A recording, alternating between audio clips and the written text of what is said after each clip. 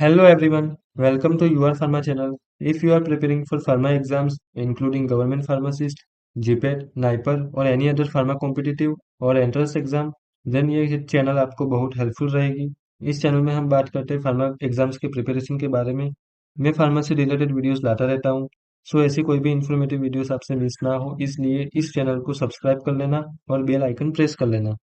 सो ये वीडियो रहने वाला है part 2 of the pharma important topics of pharmaceutics. Part 1 already uploaded है इस चैनल में। अगर आपने वो वीडियो नहीं देखा है तो डिस्क्रिप्शन बॉक्स में मैं इसकी लिंक डाल दूंगा और इस वीडियो के एंड में भी आपको स्क्रीन पे दिख जाएगा।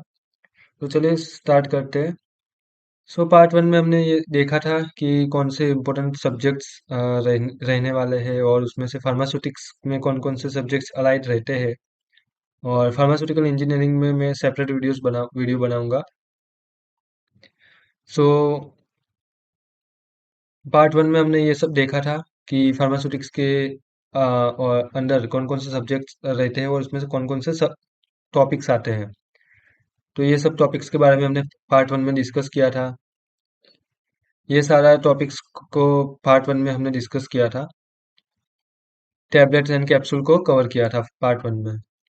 सो इस वीडियो में हम देखेंगे remaining topics which is prescription.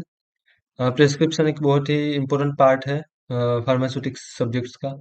तो उसमें आप जो इम्पोर्टेंट टॉपिक्स है वो मैं बताने वाला हूँ, वो आप फर्स्ट प्रायोरिटी पे कर लेना। जैसे कि पार्ट्स ऑफ प्रिस्क्रिप्शन, सुपरस्क्रिप्शन आता है, सब्सक्रिप्शन आता है, तो इसका डिफरेंस क्या है, इसका मीनिंग क्या है, तो ये सब आप देख लेना। देन अब्रिविएशंस में से क्वेश्चंस आते हैं।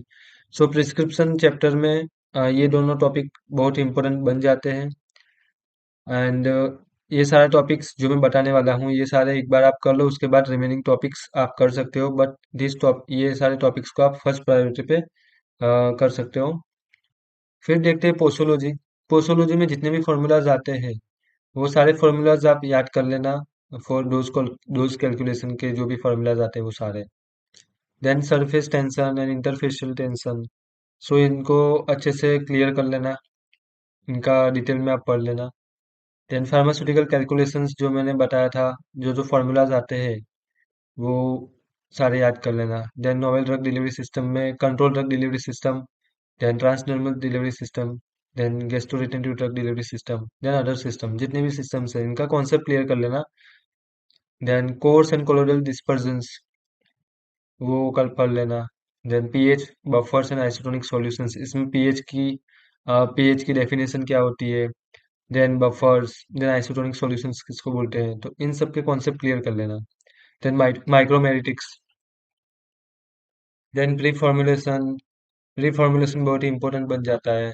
Then states of matter, then physico chemical properties of drug, then rheology पढ़ लेना जिसमें non Newtonian fluid, Newtonian fluid, ये सब क्या होता है ये सब देख लेना, इसके कॉन्सेप्ट क्लियर कर लेना।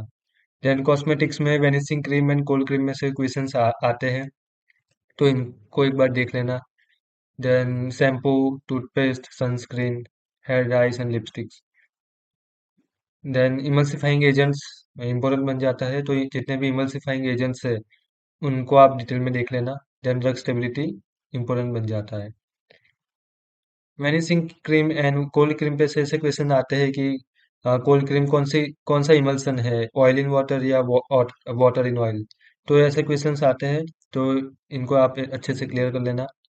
If you found my videos informative and helpful then like share and subscribe your pharma channel. तो इस वीडियो में इतना ही। फिर मिलते हैं किसी और वीडियो में, तब तक के लिए धन्यवाद।